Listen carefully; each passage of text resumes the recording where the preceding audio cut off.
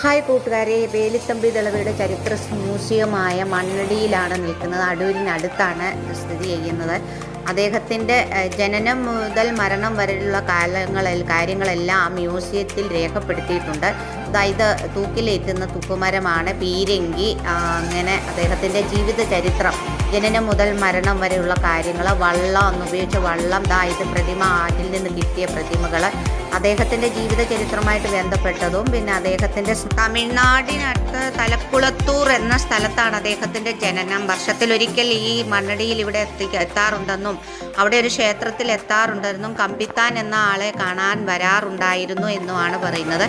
അങ്ങനെ ഇവിടെ വെച്ച് ബ്രിട്ടീഷുകാരിൽ നിന്നും മരണം ഉണ്ടാകാതിരിക്കാൻ സ്വയം കുത്തി മരിച്ച സ്മാരകം ഇവിടെ കാണാനുണ്ട്. സ്മാരകം ലാസ്റ്റിൽ നിങ്ങൾക്ക് കാണാം സ്മാരകത്തിൻ്റെ. അപ്പോൾ വീഡിയോ ഇഷ്ടമായെങ്കിൽ ലൈക്ക് ചെയ്യണം. ബൈ.